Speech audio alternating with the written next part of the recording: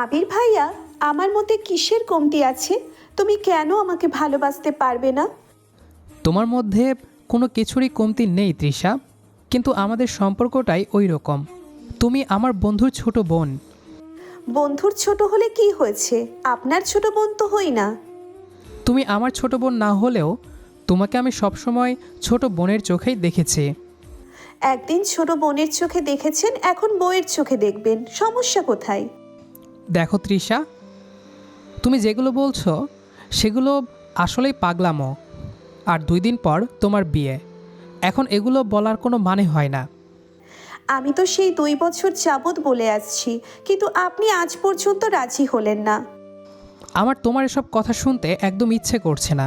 তুমি আমার রুম থেকে যাও তো। আমি চলে যাচ্ছি ভাইয়া, কিন্তু এটা মনে রেখো, আমার ভালোবাসা কখনোই মিথ্যে ছিল না। তুমি সেটা বুঝলে না। এগুলো বলে তৃষা আমার রুম থেকে চলে গেল। আমার রীতিমতো বিরক্তি লাগছে। তৃষা হচ্ছে আমার বন্ধু শাকিলের ছোট বোন। শাকিলের সাথে আমার বন্ধুত্ব সেই কলেজ লাইফ থেকে। ভার্সিটি শেষ করার পরে এখনও আমাদের বন্ধুত্বটা টিকে আছে। তবে এখন আর আগের মতো দেখা বা আড্ডা দেওয়া হয় না, কারণ দুজনেই এখন নিজের কর্মজীবন নিয়ে ব্যস্ত।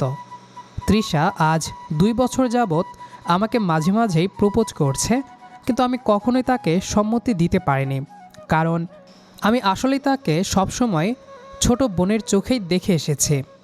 তৃষার বিয়ে পরশুদিন। শাকিল তো আরও আগেই আমাকে ইনভাইট করেছে। তৃষা আমাদের বাড়িতে এসেছিল আমার বাবা মাকে ইনভাইট করতে। আমার মা কিন্তু আবার তৃষাকে অনেক পছন্দ করে। তো আশা করি পুরো কাহিনীটা বুঝতে পেরেছেন। তৃষার বিয়েতে আমাকে শাকিলের সাথে হাত লাগাতে হবে, সেটা শাকিল আগেই বলে দিয়েছে। তাই অফিস থেকে 2 দিনের ছুটি নিয়েছি। আজকে অফিস লাঞ্চ টাইমেই ছুটি দিয়েছে। কাল গায়ে হলুদ আর পরশু বিয়ে। কাল সকালেই শাকিলদের বাড়িতে চলে যেতে হবে। পরের দিন সকালে ব্যাগ গুছিয়ে শাকিলদের বাড়িতে পৌঁছালাম। পুরো বাড়ি আলোকসজ্জায় ঝলমল করছে। শাকিল আমাকে দেখেই জড়িয়ে ধরল। কি রে দোস্ত, আসতে এত দেরি করলি কেন? কত কাজ পড়ে আছে দেখ। গেটের ডেকোরেশনটা এখনো মনের মতো হয়নি। আরে এই তো চলে এলাম, চিন্তা করিস না, সব সামলে নিচ্ছি। শাকিল আমাকে বিভিন্ন কাজে ব্যস্ত করে রাখলো। কাজ করতে করতে হঠাৎ তৃষার সাথে চোখাচোখি হলো। ও হলুদ শাড়ি পরে হাতে মেহেদি দিচ্ছে। ওর চোখে মুখে সেই কালকের বিষণ্ণতা নেই, বরং এক অদ্ভুত শান্ত ভাব। আমাকে দেখেও ও যেন না দেখার ভান করলো। ওর এই এড়িয়ে যাওয়াটা কেন জানি আমার মনে খচখচ করতে লাগলো। রাত 8টা, গায়ে হলুদের অনুষ্ঠান জমে উঠেছে। সাউন্ড বক্সে গান বাজছে। আত্মীয় স্বজনে বাড়ি ভরপুর। মা আর বাবাও এসেছেন। মা তৃষার পাশে বসে ওর মাথায় হাত বুলিয়ে দিয়েছেন। মার চোখে তৃষ্ণার জন্য আলাদা একটা মায়া কাজ করে, সেটা আমি জানতাম, কিন্তু আজ যেন সেটা বেশিই প্রকট। হঠাৎ শাকিল আমাকে টেনে এক কোণায় নিয়ে গেল। ওর মুখটা বেশ গম্ভীর। কি হয়েছে শাকিল, কোনো সমস্যা? দোস্ত, একটা কথা বলার ছিল। তুই জানিস তোষার বিয়ে যার সাথে ঠিক হয়েছে সেই ফাহিম ছেলেটা আজ বিকেলে ফোন করেছিল। কেন, কি হয়েছে? ওর ফ্যামিলি থেকে যৌতুক নিয়ে কিছু ইনডাইরেক্ট কথা বলেছে। আমার আব্বা খুব ভেঙে পড়েছেন। এই অবস্থায় তুষাকে ওই বাড়িতে বিয়ে দেওয়া কি ঠিক হবে?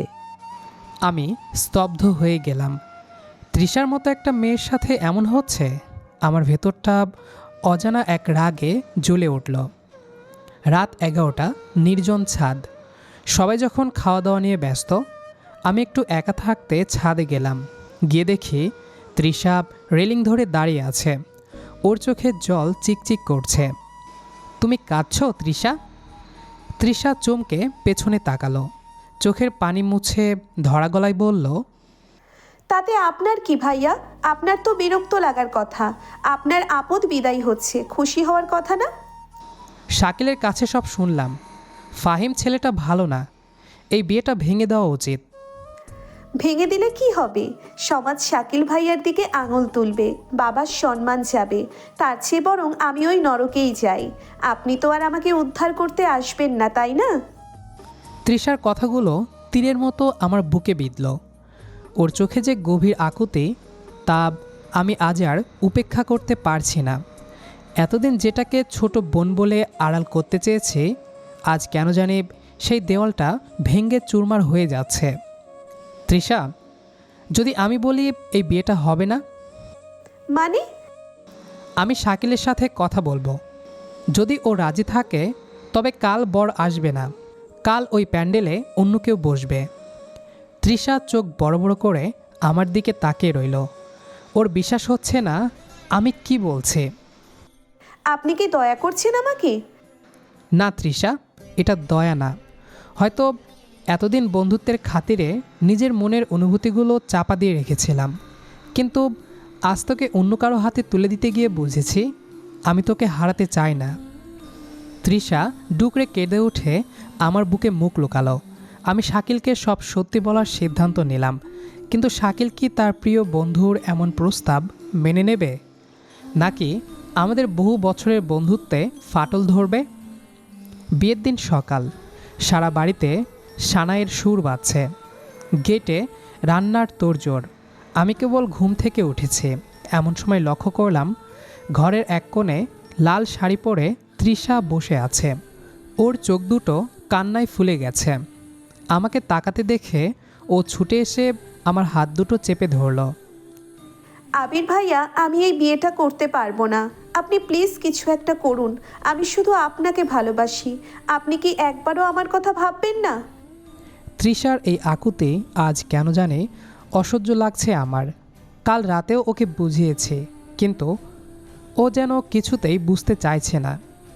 আমি বিরক্তি নিয়ে হাত ছাড়িয়ে নিলাম।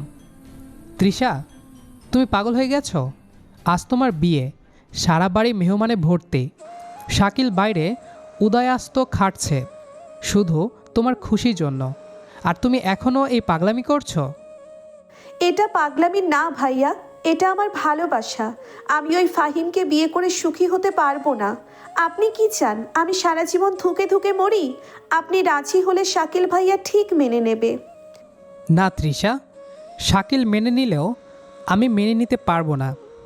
আমি তোমাকে সবসময় শাকিলের ছোট বোনের চোখেই দেখেছি। আর যদি আমি তোমাকে বিয়ের প্রস্তাব দিই, তবে শাকিলের চোখে চোখ রাখার ক্ষমতা আমার থাকবে না।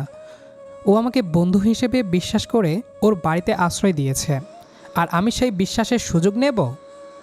বিশ্বাস আর ভালোবাসার মধ্যে আপনি শুধু বিশ্বাসটাকেই বড় করে দেখলেন। আমার মনের কোনো দাম নেই আপনার কাছে? দেখো তৃষা, ভালোবাসা মানেই সব কিছু পাওয়া নয়, সম্পর্কের একটা মর্যাদা থাকে। তুমি এখন যা করছো সেটা সেরফ আবেগ। কয়েক বছর পর দেখবে সব ঠিক হয়ে গেছে। প্লিজ তৃষা, নিজের জেদের জন্য তোমার বাবার সম্মান আর শাকিলের মাথা নিচু করো না। তৃষা পাথরের মতো দাঁড়িয়ে রইল। ওর চোখের জল যেন থামছেই না। আমার খুব কষ্ট হচ্ছে ওর জন্যে, কিন্তু আমি জানি আজ যদি আমি দুর্বল হয়ে পড়ি, তবে অনেকগুলো মানুষের জীবন আর সম্মান তছনছ হয়ে যাবে। তৃষা, তুমি এখন আমার রুম থেকে যাও। তোমার সাজগোজ বাকি আছে। কাল থেকে তুমি অন্যজনের স্ত্রী, এই সত্যটা মেনে নাও। আর কোনোদিন আমার সামনে এসে ভালোবাসার কথা বলবে না। যাও এখান থেকে। তৃষা আমার দিকে শেষবারের মতো এক পলক তাকালো। সেই চোখে অভিযোগ ছিল, অভিমান ছিল। ও আর একটা শব্দ না বলে ধীর পায়ে রুম থেকে বেরিয়ে গেল। তৃষা চলে যাওয়ার পর আমি জানালার পাশে গিয়ে দাঁড়ালাম। বাইরে শাকিলকে দেখা যাচ্ছে, ও সবাইকে তাড়া দিচ্ছে কাজের জন্য। আমার বুকের ভেতরটা ভীষণ ভারী হয়ে এলো। আমি জানি না আমি ঠিক করলাম কি ভুল, কিন্তু বন্ধুত্বের বিশ্বাসের অমর্যাদা আমি করতে পারলাম না। আজ থেকে তৃষার প্রতি আমার সব মায়া আমায় মাটি চাপা দিতে হবে। বিয়ের সময় ঘনিয়ে আসছে। আমাদের বাড়িতে মেহমানদের আনাগোনা আর কোলাহল আরও বেড়ে গেছে। বাবা মা সকাল থেকেই শাকিলদের বাড়িতে চলে এসেছেন। মা তো তৃষার পাশেই ছিলেন এতক্ষণ। গেটে সানাইয়ের করুণ সুর বাজছে, যেটা কনের বিদায়ের সংকেত দেয়। কিন্তু আমার মনে হচ্ছে এই সুর যেন আমার বুকের ভেতরটাই প্রতিধ্বনিত হচ্ছে। তৃষাকে যখন লাল বেনারসিতে সাজিয়ে স্টেজে তোলা হলো, তখন ওর রূপ দেখে যে কেউ মুগ্ধ হবে, কিন্তু ওর চোখে কোনো উজ্জ্বলতা নেই। ও যখন স্টেজে বসলো, ভিড়ের মধ্যে ও বারবার আমাকে খুঁজছিল। ওর সেই ছলছল চোখ দুটো যখন আমার চোখের উপর পড়ল, আমি বেশিক্ষণ তাকাতে পারলাম না। অপরাধবোধে আমার ভেতরটা দুমড়ে মুচড়ে যাচ্ছিল। হঠাৎ করেই বাইরে একটা চিৎকার আর শোরগোল শোনা গেল। বর আসার সময় হয়ে গেছে, কিন্তু বাইরে যে হট্টগোল হচ্ছে তা আনন্দের মনে হচ্ছে না। কিছুক্ষণের মধ্যেই দেখলাম তৃষার বাবা হন্তদন্ত হয়ে দৌড়ে স্টেজে উঠলেন। ওনার মুখটা ফ্যাকাশে, শরীর থরথর করে কাঁপছে। শাকিল, সর্বনাশ হয়ে গেছে রে বাপ। ফাহিম ফাহিম আসবে না। সবাই স্তব্ধ হয়ে গেল। শাকিল এগিয়ে এসে ওর বাবাকে ধরল। বাবা, আপনি কি বলছেন? পরিষ্কার করে বলুন তো। ফাহিমের এক বন্ধু ফোন করে জানালো ও অন্য এক মেয়েকে ভালোবাসতো। আজ সকালেই নাকি সেই মেয়ের সাথে ও পালিয়ে গেছে। ওর বাবা মাও বাড়ি ছেড়ে পালিয়ে গেছে, পাছে আমরা গিয়ে ঝামেলা করি। এখন আমি কি করব শাকিল? আত্মীয় স্বজনের কাছে মুখ দেখাবো কি করে? আমার মামুনিটার কি হবে? তৃষা স্টেজে বসে পাথরের মতো হয়ে গেছে। ওর চোখের জল গাল বেয়ে টপটপ করে পড়ছে। বাড়ির পরিবেশটা মুহূর্তে বিষাদে ভরে উঠল। ঠিক সেই সময় আমার মা এগিয়ে এলেন। তিনি তৃষার বাবার মাথায় হাত রাখলেন। ভাই সাহেব, ভেঙে পড়বেন না। কপালে যা ছিল তা হয়ে গেছে। এমন ছেলের হাতে তৃষাকে দিলে ও কোনোদিনই সুখী হতো না। আল্লাহ যা করেন মঙ্গলের জন্যই করেন। কিন্তু বোন, আমার মেয়েটার জীবন তো নষ্ট হয়ে গেল। এই অবস্থায় ওকে কে বিয়ে করবে? মা কিছুক্ষণ আমার দিকে তাকালেন, তারপর ওনার চোখে মুখে এক দৃঢ় সংকল্প দেখা গেল। তিনি শাকিলের হাত ধরলেন এবং তারপর আমার বাবার সাথে ইশারায় কথা বলে নিলেন। আপনার মেয়ের কোনো অসম্মান হতে দেব না আমরা। আবির তো আছে, আবিরের সাথে তৃষার বিয়ে দিন। আমাদের আবির তো আপনার পর নয়, ও তৃষাকে ভালো করেই চেনে। মায়ের কথা শুনে আমি থমকে গেলাম। শাকিল আমার দিকে এক অদ্ভুত নজরে তাকালো। ও এগিয়ে এসে আমার কাঁধে হাত রাখল। আবির, আমি জানি তুই বন্ধুত্বের কারণে পিছিয়েছিলি, কিন্তু আজ দেখ পরিস্থিতি আমাদের কোন জায়গায় দাঁড় করিয়েছে। তুষার সম্মান এখন তোর হাতে। তুই কি পারবি না আমার বোনটাকে আর আমার পরিবারটাকে এই বড় বিপদ থেকে বাঁচাতে? দোস্ত, আমি তোর কাছে কোনোদিন কিছু চাইনি। আজ তুষাকে তোর হাতে তুলে দিতে চাইছি। তুই রাজি হ। আমার মা আমার সামনে এসে দাঁড়ালেন, ওনার চোখে জল। বাবা আবির, তুই তো জানিস আমি তৃষাকে কতটা পছন্দ করি। আজ এই মেয়েটার চোখের জল মুছে দেওয়ার ক্ষমতা তোর আছে। তুই অমত করিস না বাবা। মা হিসাবে আমি তোকে অনুরোধ করছি। আমি তৃষার দিকে তাকালাম। ও এখনও আমার দিকে তাকিয়ে আছে, কিন্তু সেই চোখে এখন আর শুধু বিরহ নেই, আছে এক টুকরো আশা আর এক সমুদ্র আকুতি। আমার জেদ, আমার নীতি সব কিছু যেন এই মুহূর্তে বড় ঠুনকো মনে হতে লাগলো। শাকিল আমার বন্ধু, ওর এই অসহায় চেহারা আমি সহ্য করতে পারছি না। আর তৃষা, যাকে ভালোবেসেও ভালোবাসার অধিকার দেয়নি, আজ ভাগ্য তাকে আমার সামনে এনে দাঁড় করিয়েছে। ঠিক আছে মা, তোমরা যা ভালো মনে করো আমি তাতেই রাজি। শাকিল, তুই আমার বন্ধু ছিলি, সারা জীবন তাই থাকবি। তোর বোন এখন থেকে আমার দায়িত্ব। আমার কথা শেষ হওয়া মাত্রই পুরো বাড়ির থমথমে ভাবটা কেটে গেল। তৃষার বাবা কান্নায় ভেঙে পড়লেন আমার হাত ধরে। আর আমি দেখলাম তৃষার ঠোঁটের কোণে এক চিলতে হাসি ফুটে উঠেছে। ওর চোখের সেই জলগুলো যেন এখন আনন্দাশ্রু হয়ে ঝরছে। বিয়ের কাজ তড়িঘড়ি করে সম্পন্ন হলো। কাজী সাহেব যখন আমাদের কবুল পড়ালেন, তখন আমি অনুভব করলাম তৃষার হাতটা আমার হাতের উপর কাঁপছে। ও নিচু স্বরে শুধু একবার বলল, ধন্যবাদ ভাইয়া। থরি, ধন্যবাদ আবির। রাতের বেলা যখন বাড়ি ফিরলাম তখন তৃষা আমার পাশে বসে। ও এখন আর বন্ধুর ছোট বোন নয়, ও আমার বিবাহিত বউ। ও আমার দিকে তাকিয়ে দুষ্টুমি করে হাসল। সারাদিনের হাড়ভাঙ্গা খাটুনি আর নাটকীয় সব ঘটনার পর অবশেষে নিজের রুমে ঢুকলাম, কিন্তু আজ রুমটা অন্যরকম লাগছে। রজনীগন্ধার তীব্র ঘ্রাণ আর লাল গোলাপের ছড়াছড়ি। বিছানার ঠিক মাঝখানে বসে আছে তৃষা। লাল বেনারসিতে ওকে অপার্থিব সুন্দর লাগছে। দরজার শব্দ শুনে ও ঘুমটা সরিয়ে আমার দিকে তাকালো। ওর চোখে এখন আর জল নেই, বরং এক অদ্ভুত বিজয়ী হাসি ফুটে উঠেছে। আমি ধীর পায়ে ওর সামনে গিয়ে দাঁড়ালাম। আমার নিজের মনের অবস্থা তখনও অগোছালো। ও আমার দিকে তাকিয়ে একটা দীর্ঘ শ্বাস ফেলে বলল, দেখলে তো, আমি তোমাকে কতবার বলেছিলাম আমার ভালোবাসা সত্যি। আজ বিশ্বাস হলো? আমার ভালোবাসার জোর এতই বেশি ছিল যে স্বয়ং সৃষ্টিকর্তা ভাগ্য পাল্টে তোমাকে আমার কাছে নিয়ে এসেছেন। তুমি আমাকে বারবার ফিরিয়ে দিয়েছিলে, কিন্তু শেষ পর্যন্ত আমিই জিতলাম। তৃষার কণ্ঠে এক ধরনের গর্ব ছিল, কিন্তু আমার কাছে সেটা যেন এক অসহ্য বিড়ম্বনা। আমি এখনও শাকিলের প্রতি আমার বন্ধুত্বের জায়গাটা নিয়ে দ্বিধায় আছি। ওর কথাগুলো শুনে আমার রীতিমতো বিরক্তি লাগলো। তুমি জেতার কথা বলছো তৃষা? এটা একটা দুর্ঘটনা মাত্র। পরিস্থিতি আমাকে বাধ্য করেছে এই বিয়ে করতে। এটাকে ভালোবাসা মনে করে আহ্লাদ করার কিছু নেই। আমি ওর দিক থেকে মুখ ফিরিয়ে আলমারির দিকে তাকালাম কাপড় বের করার জন্য। ঠিক সেই মুহূর্তে কোনো কিছু বুঝে ওঠার আগেই আমার গালে সজোরে একটি শব্দ হলো, চটাস। তৃষা আমাকে থাপ্পড় মেরেছে। আমি বিস্ময়ে স্তব্ধ হয়ে ওর দিকে তাকালাম। দেখলাম ওর ঠোঁট কাঁপছে আর চোখের কোণ বেয়ে অবিরত জল গড়িয়ে পড়ছে। ও চিৎকার করে কেঁদে উঠল। তোমার সমস্যাটা কোথায় আবির, বলতে পারো? তুমি কি মানুষ নাকি পাথরের কোনো মূর্তি? এতদিন ধরে দেখছো একটা মেয়ে তোমাকে পাগলের মতো ভালোবাসে, তোমার কাছে আসার জন্যে প্রতিটি মুহূর্ত ছটফট করে, কিন্তু তোমার মনে একটুও মায়া হয় না? তোমার কাছে আমার ভালোবাসাটা শুধু দুর্ঘটনা? ও হাপ্পুস নয়নে কাছে আর কথাগুলো বলছে। ওর গলার স্বরে এত তীব্র যন্ত্রণা ছিল যে আমার বুকটা কেঁপে উঠল। আমি জানি তুমি শাকিল ভাইয়ার কথা ভাবছো, কিন্তু আমি কি শাকিল ভাইয়ার বোন হওয়ার আগে একটা আলাদা মানুষ নই?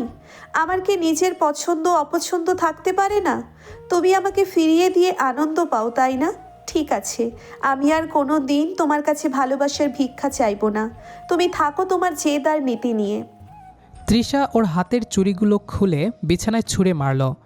তারপর রাগে আর অভিমানে গায়ের চাদরটা টেনে বিছানার এক পাশে গিয়ে শুয়ে পড়ল। ও ওপাশ ফিরে ফুপিয়ে ফুপিয়ে কাঁদছে, আর সেই কান্নার শব্দ নিস্তব্ধ ঘরটাতে প্রতিধ্বনিত হচ্ছে। আমি কিং কর্তব্যবিমূঢ় হয়ে দাঁড়িয়ে রইলাম। আমার গালটা তখনও একটু জ্বলছিল, কিন্তু সেই জ্বলাটা ছাপিয়ে আমার মনের ভেতর একটা অপরাধবোধ কাজ করতে শুরু করলো। আমি তৃষার দিকে তাকালাম। লাল বেনারসি পরা মেয়েটা আজ বড্ড অসহায় হয়ে ওপাশ ফিরে শুয়ে আছে। আমি কি সত্যিই বেশি করে ফেলেছি? যে মেয়েটা নিজের আত্মসম্মান বিসর্জন দিয়ে আমাকে 2 বছর ধরে ভালোবেসে এসেছে, তাকে কি এভাবে অপমান করা ঠিক হলো? শাকিলের সাথে বন্ধুত্বের দোহাই দিয়ে আমি আসলে নিজের মনটাকেও ধোঁকা দিচ্ছিলাম। তৃষার ওই থাপ্পড়টা যেন আমার ঘুমন্ত বিবেককে জাগিয়ে দিল। ও আমাকে ভালোবাসে বলেই তো আজ বিয়ে ভেঙে যাওয়ার পরেও ভেঙে পড়েনি এবং আমাকে পেয়ে নতুন স্বপ্ন দেখছিল। আর আমি সেই স্বপ্নটাকে মুহূর্তেই চুরমার করে দিলাম। ওর মতো এত খাঁটি ভালোবাসা কয়জন পায়? আমি কি সত্যি ওকে ভালোবাসার যোগ্য? আমার ভুলটা আমি এখন বুঝতে পারছি। তৃষার কান্নাটা আমার কলিজায় তীরের মতো বিঁধছে। ওর সেই ছোট্ট বোন ইমেজটা আমার মাথা থেকে কখন সরে গিয়ে সেখানে এক অভিমানী স্ত্রীর মুখচ্ছবি বসে গেছে তা আমি টেরও পাইনি। আজ আমার উচিত ওর পাশে দাঁড়ানো, ওর অভিমান ভাঙানো, কারণ আমি জানি এই পাগলিটা আমাকে ছাড়া আর কিচ্ছু বোঝে না। তৃষার ফুপিয়ে কান্নার শব্দটা আমার কানে তপ্ত সীসার মতো বিচ্ছে। কিছুক্ষণ আগের সেই চরটার দাগ আমার গালে থাকলেও হৃদয়ের জ্বালাটা ছিল তার চেয়েও বেশি। আমি আয়নার দিকে তাকিয়ে একবার নিজের প্রতিচ্ছবি দেখলাম। সত্যিই তো, আমি এত কঠোর কেন? যে মেয়েটা সমাজ, সংসার এবং নিজের বিয়ের মণ্ডপ তুচ্ছ মনে করে শুধু আমার এক চিলতে ভালোবাসার অপেক্ষায় ছিল, তাকে আমি বারবার রক্তাক্ত করেছি। আমি ধীর পায়ে বিছানার কাছে গিয়ে বসলাম। তৃষা এখনও ওপাশ ফিরে শুয়ে আছে, ওর কাঁধটা কান্নায় কাঁপছে। আমি সাহস করে ওর কাঁধে হাত রাখলাম। স্পর্শ পেতেই ও আরও সংকুচিত হয়ে গেল। তৃষা, শোনো না। আমাকে ছোবেন না আপনি। আপনার নীতি আর আদর্শ নিয়ে আপনি আলাদা থাকুন। আমি শাকিল ভাইয়ার বোন হিসেবেই এই ঘরে পড়ে থাকব। আপনার বউ হওয়ার দরকার নেই। আমি আলতো করে ওর কাঁধ ধরে নিজের দিকে ঘোরালাম। ওর কাজল মাখা চোখগুলো লেপ্টে একাকার হয়ে গেছে। আমি হাত বাড়িয়ে ওর চোখের জল মুছিয়ে দিতে গেলাম, কিন্তু ও মুখ সরিয়ে নিল। তৃষা, বিশ্বাস করো, আমি তোমাকে ছোট করতে চাইনি। আমি আসলে ভয় পাচ্ছিলাম। শাকিল আমার জানের বন্ধু। ওর বিশ্বাস ভাঙার ভয়টা আমাকে সারাক্ষণ তাড়া করে বেড়াতো। কিন্তু আজ যখন তুমি আমাকে ওই থাপ্পড়টা মারলে, তখন আমার হুঁশ ফিরল। আমি বুঝলাম আমি তোমাকে ছোট বোন নয়, বরং আমার জীবনের অবিচ্ছেদ্য অংশ হিসেবেই ভালোবাসি। শুধু সেটা স্বীকার করার সাহস আমার ছিল না। তৃষা এবার স্থির হয়ে আমার দিকে তাকালো।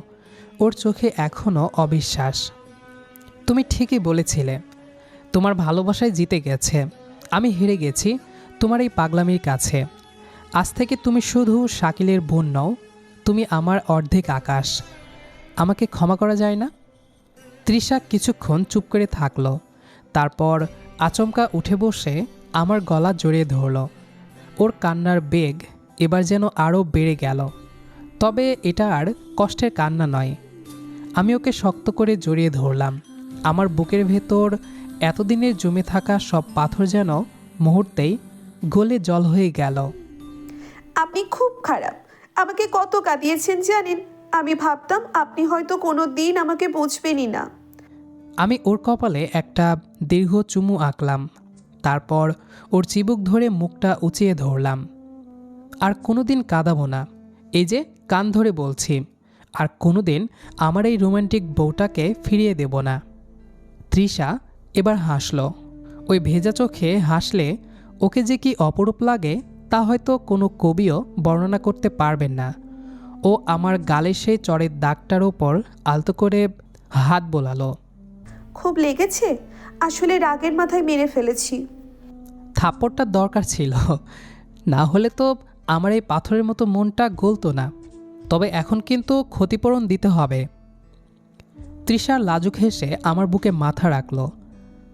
রুমের মৃদু আলোয় আমাদের ছায়া দুটো যেন এক হয়ে মিলে গেল দেওয়ালে। বাইরে রাতের নিস্তব্ধতা, আর ঘরের ভেতর দুই হৃদয়ের দীর্ঘ প্রতীক্ষার অবসান। শাকিলের ছোট বোন থেকে সে আজ আমার অর্ধাঙ্গিনী। আমাদের এই অসমাপ্ত গল্পটা আজ এক পূর্ণতা পেল। বাসর ঘরের রজনীগন্ধার ঘ্রাণ যেন আমাদের নতুন জীবনের সাক্ষী হয়ে রইল। জীবনের বাকিটা পথ এই পাগলিটার হাত ধরেই পাড়ি দেব, এই প্রতিজ্ঞায় আজ বারবার মনে দোলা দিয়ে যাচ্ছে। তো দর্শক বন্ধুরা, আমরা গল্পটির শেষ প্রান্তে চলে এসেছি। আমাদের আজকের গল্পটি আপনার কাছে কেমন লেগেছে সেটি অবশ্যই কমেন্ট করে জানাবেন, কেননা আপনাদের এক একটি কমেন্ট আমাদের পরবর্তী ভিডিওর জন্য অনুপ্রেরণা যোগাবে। তাই আপনার কাছে গল্পটি যেমনটাই লেগেছে অবশ্যই কমেন্ট করে জানাবেন। দেখা হচ্ছে আবারও নতুন কোনো গল্প নিয়ে। সে পর্যন্ত আমাদের সাথেই থাকবেন। আর আমাদের আজকের গল্পটি যারা শেষ পর্যন্ত শুনেছেন তাদের সবাইকে অসংখ্য ধন্যবাদ।